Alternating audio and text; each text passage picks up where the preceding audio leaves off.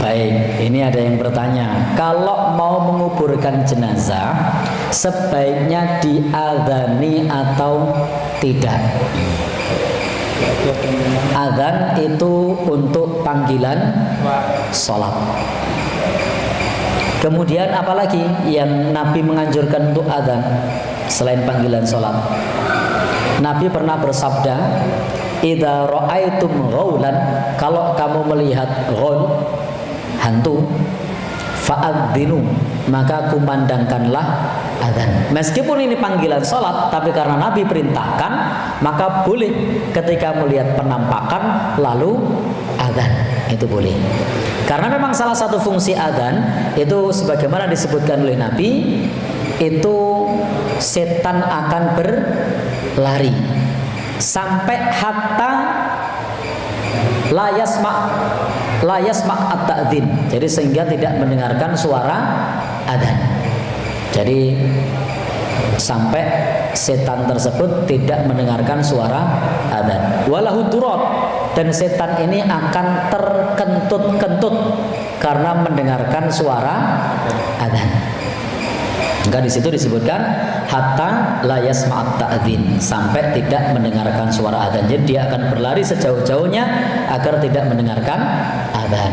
Maka adzan bisa digunakan pertama untuk panggilan sholat. Ini hadisnya sudah jelas, sudah masyhur. Yang kedua adalah kalau melihat hantu, Nabi perintahkan kepada kita fa'adzinu, agar mengumandangkan adzan.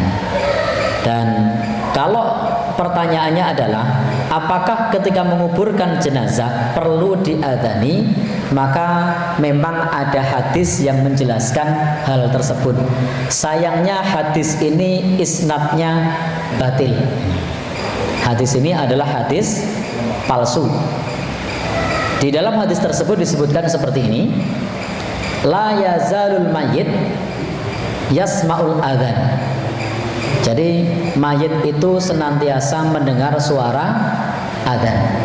Malam yutoyan, selama belum ditimbun, belum diurugi. Ditimbun, diurugi apa diplester atau itu jenenge.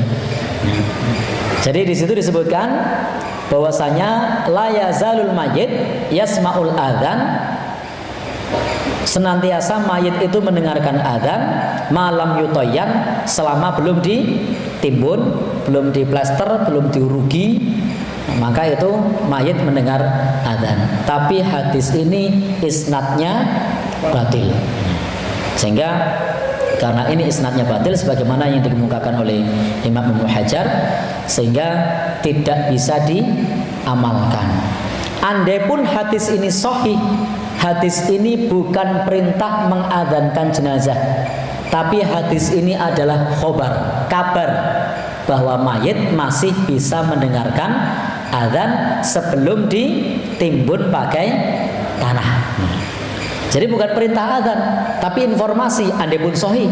Dan ternyata hadis ini bukan hadis sahih, tetapi hadis palsu, sehingga tidak perlu untuk diamalkan.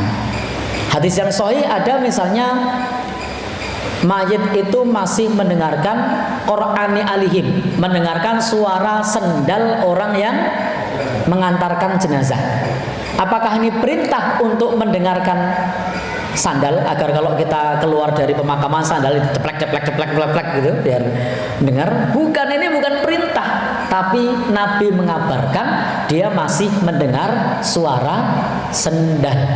Jadi bukan berarti terus kalau meninggalkan kuburan sendalnya dilompat-lompat dulu, teplek, bukan begitu. Tapi informasi. Hadis ini sahih. Tetapi untuk yang mendengar suara adzan, ini adalah hadis yang palsu, isnadnya batil. Dan andai pun hadis itu sahih, maka bukan perintah untuk mengadzankan, tapi hanya informasi. Sehingga tidak perlu mengadzankan jenazah ketika dikuburkan. Dalam ibadah itu ukurannya adalah dalil. Yang pertama adalah Al-Quran, yang kedua adalah hadis Nabi SAW, yang ketiga adalah fi'liyah sahabat yang dikerjakan oleh para sahabat Rasulullah SAW. wasallam. Bukan kemudian asal menurut kita baik. Andaikan menurut kita itu baik sebagai ukuran beribadah, maka niscaya agama ini akan rusak karena orang beranggapan baik pada sesuatu yang dia berkreativitas dalam ibadah. Ibadah itu tidak boleh kreatif. Ibadah itu tinggal ngikut tuntunan. Tapi kalau perkara dunia silahkan kreatif, karena Nabi memberikan rekomendasi, antum a'lamu bi umuri dunyakum, kalian lebih tahu tentang urusan dunia kalian. Sehingga urusan dunia silahkan berinovasi, tetapi urusan agama kita tinggal ngikuti Nabi. Nabi tidak pernah mengajarkan, tidak pernah mengamalkan, para sahabat tidak melakukan, sehingga tidak perlu mengadzankan jenazah pada saat pemakaman. Wallahu a'lam bishawab. Pak Ustaz, bagaimana hukumnya mengazankan mayat sebelum dikuburkan? Sebab dosen saya mengatakan itu haram, sedangkan di kampung saya itu dilakukan.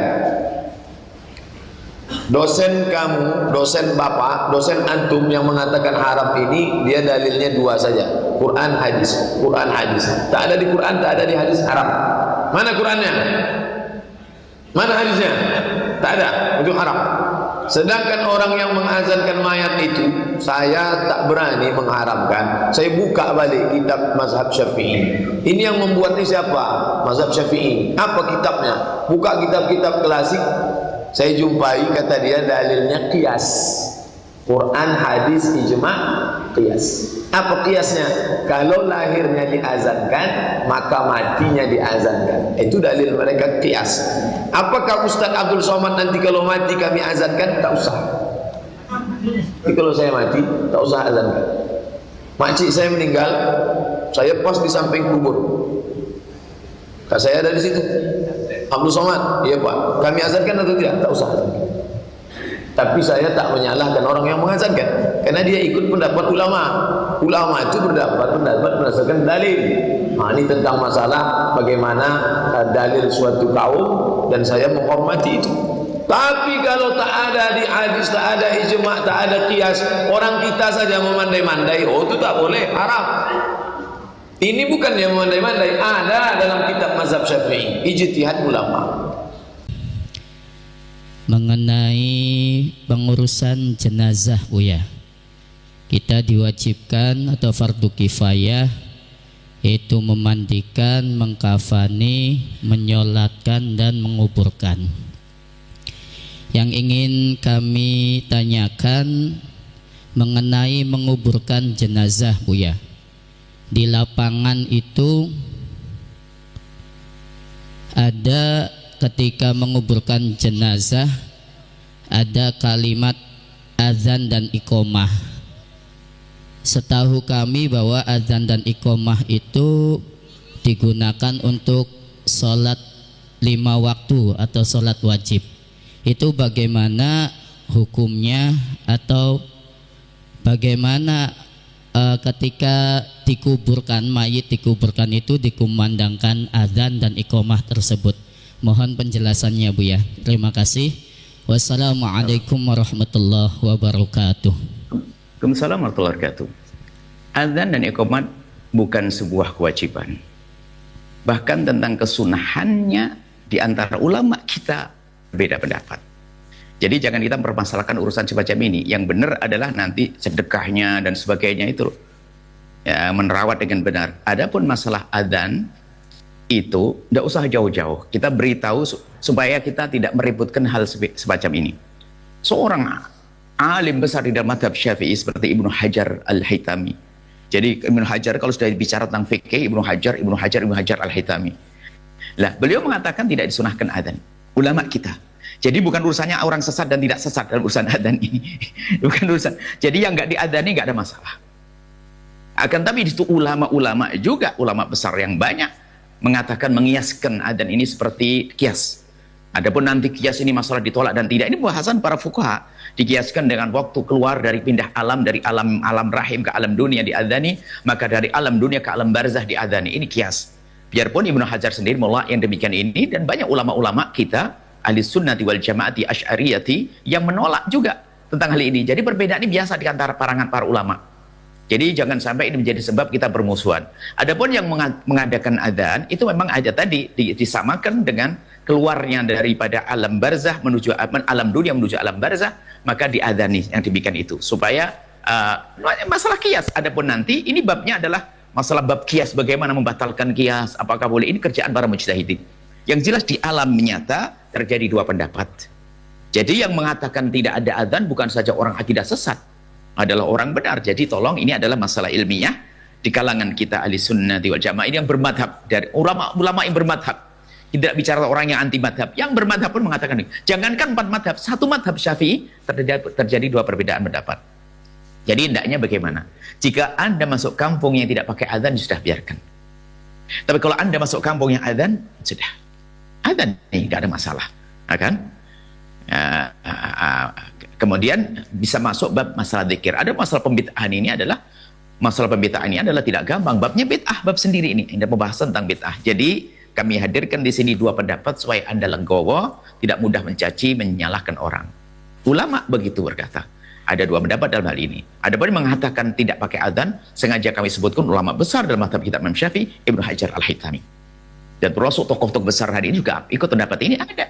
Ini adalah masalah sederhana. Makanya yang biasa meributkan itu, ya itulah. Karena mungkin ya dia perlu membaca pendapat ulama-ulama semacam itu. Makanya yang bijak adalah jika Anda memasuki satu perkampungan yang sudah biasa adzan, tidak ada masalah. Kemudian kalau Anda masuk kampung yang tidak pakai adzan, Anda juga jangan permasalahkan. Nah, ini termasuk nanti kalau urusan jenazah itu banyak kita hadirkan dalam buku kita. Kita punya buku masalah jenazah, itu saya bahas masalah adzan juga.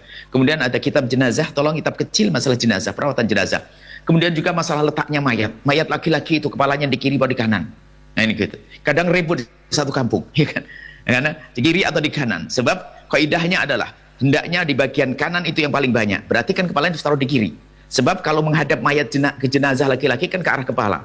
Kalau kepalanya di arah kanan, berarti nanti bagian paling banyak adalah kiri. Makanya dibalik, kepalanya taruh di kiri. Ya, menghadap ke kiblat. Ini adalah pendapat. Ternyata ada di masyarakat menghadap kiri ke kanan. Tidak usah ribut, yang penting jangan diberdirikan mayatnya sampai saya kuyuran begitu. Ini harus sepele semacam ini, jangan dipermasalahkan. Nah, kurang lebih seperti itu dan masih banyak. Kalau masalah jenazah ada kesalahan-kesalahan yang memang harus dihindari. Ada di situ adalah khilaf perbedaan ulama. Tidak boleh kita saling meributkan. Kadang masya Allah.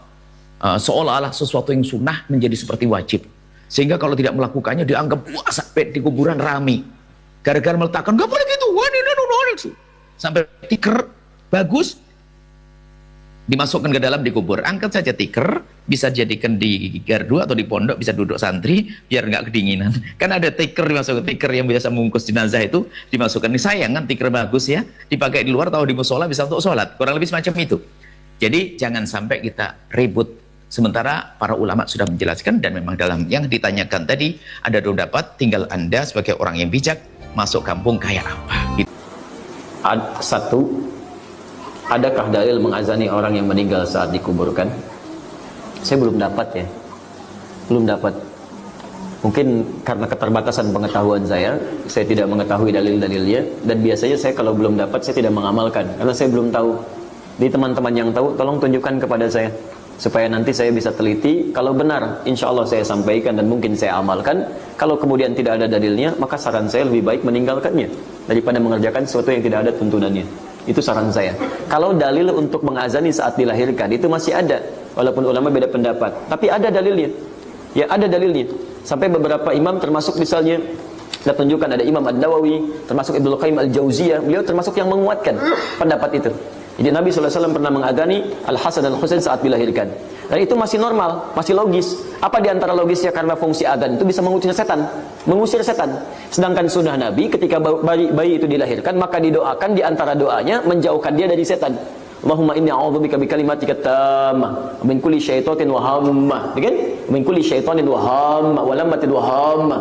Ya Allah, saya berlindung kepadamu ya Allah dari keburukan yang menimpa anak saya ini, dan dari godaan setan, dan dari segala keburukan-keburukan, dari hal yang buruk yang menimpanya dalam kehidupan. Dijauhkan dari setan, sedangkan fungsi adzan itu mengusir setan. Coba lihat di Abu Dawud nomor hadis 666.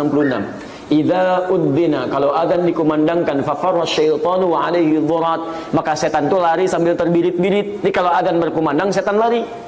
Makanya antum punya teman non muslim jalan, adzan berkumandang, itu non muslim bisa mengingatkan, Pak, apa nggak salat dulu? Sudah adzan. Karena setannya nggak ada.